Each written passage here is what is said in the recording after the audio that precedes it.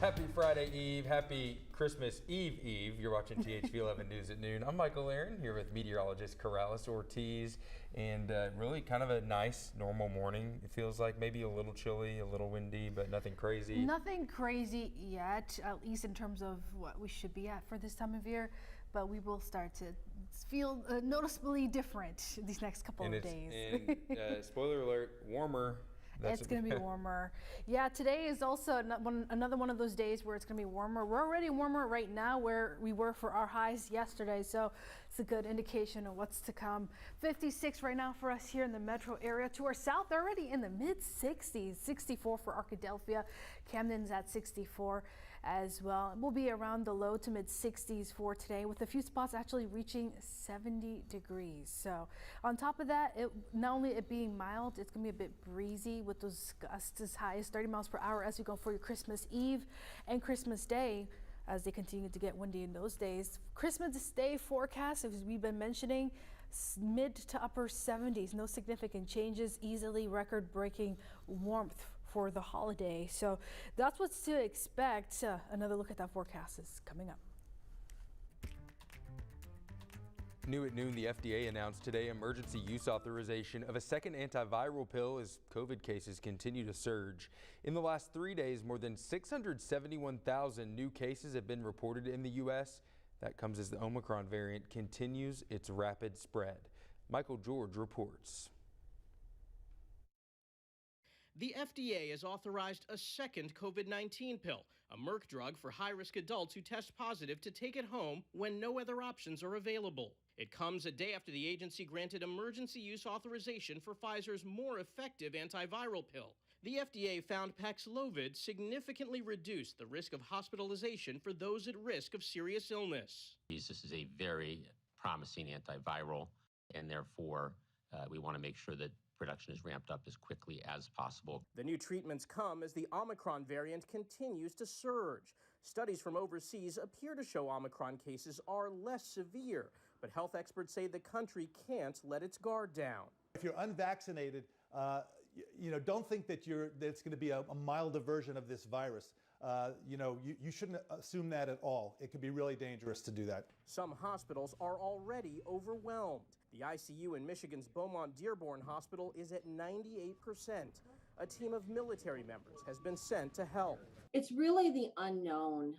We are in a perfect storm. The New York City area is experiencing a record number of cases, and about 20 urgent care centers have temporarily closed due to staff shortages and burnout. As cases explode right before Christmas, the demand for at-home tests has skyrocketed. I tried to buy some several days ago, and I went to several places. They're sold out everywhere. And starting tomorrow, Universal Orlando will once again require face coverings for guests and team members indoors. Michael George, CBS News, New York. Health officials and pharmacies in Arkansas are already discussing how to bring the new treatments here. And the question on a lot of people's minds, when can we expect it to be available? And it should be in our state sometime next week. State Medical Director Dr. Jennifer Dillahay says the pill is meant to treat mild COVID symptoms and keep people out of the hospital.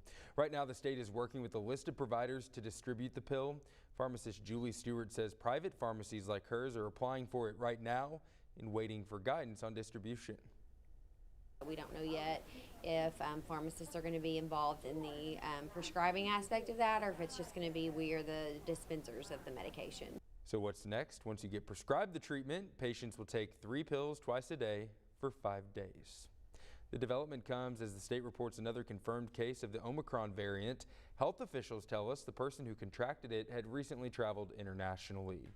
While there are likely more Omicron cases out there, the Delta variant continues to be the dominant strain here in Arkansas. 897 cases of COVID-19 were reported yesterday.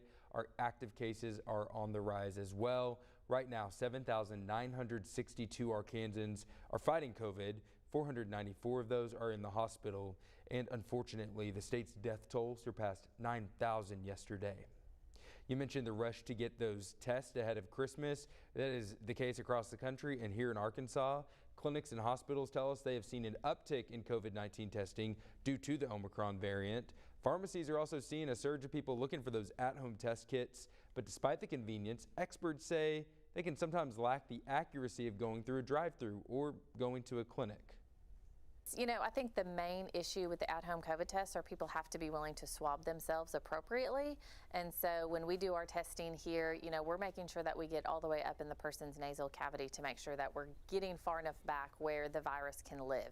Another issue with at-home tests, they can be hard to find, especially with more people looking for them ahead of the holidays. Ann Pace, owner of Kavanaugh Pharmacy, who you heard from right there, says that they have sold between 40 and 50 tests in just the last day. The Hot Springs man accused of killing his infant son will appear in court for a bond hearing next month. Cody Webb, who has pleaded not guilty to capital murder this morning, is currently being held in jail without bond. Hot Springs police say officers and paramedics responded to a home on Bel Air Drive just off of Malvern Avenue following a report of an unresponsive infant. That was on Friday. The child died at the hospital. The Arkansas State Crime Lab later ruled the death a homicide and Webb was arrested. He's due back in court January 12th. The men accused of murder in the West Memphis 3 case may get a second chance to argue their innocence. Evidence that was said to have been destroyed has actually been found intact, and now they're trying to have it tested for DNA analysis. Ashley Godwin explains. Turns out there's evidence the whole time that could have overturned this conviction, you know, 20 years ago. This is monumental. Oh, yeah, the evidence was there. After 18 months of fighting to see evidence that was once believed to be destroyed, Damian Eccles' legal team got their chance. This week, lawyers were able to comb through it, looking for clues as to what really happened in the case of the West Memphis 3.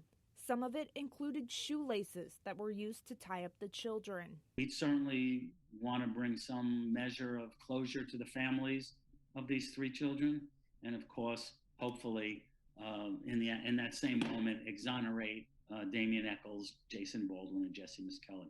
Now the lawyers are looking to test the evidence for DNA using new technology that wasn't available 10 years ago.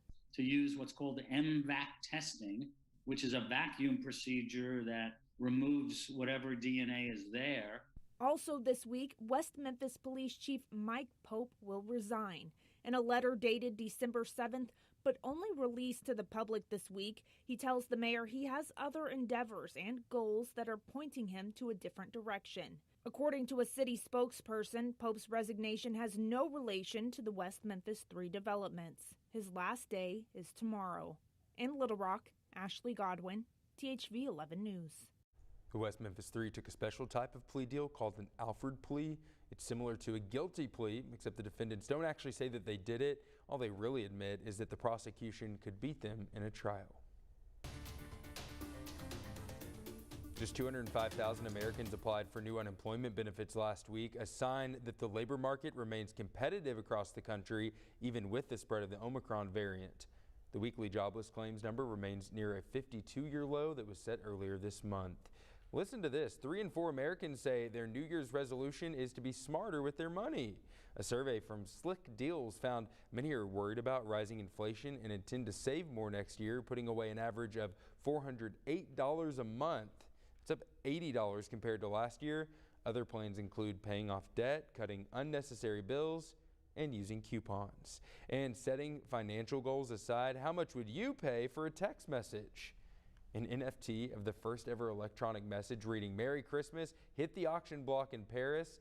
The text, sent on December 3rd, 1992, was put up for auction by British telecom company Vodafone. It sold for a whopping $121,000.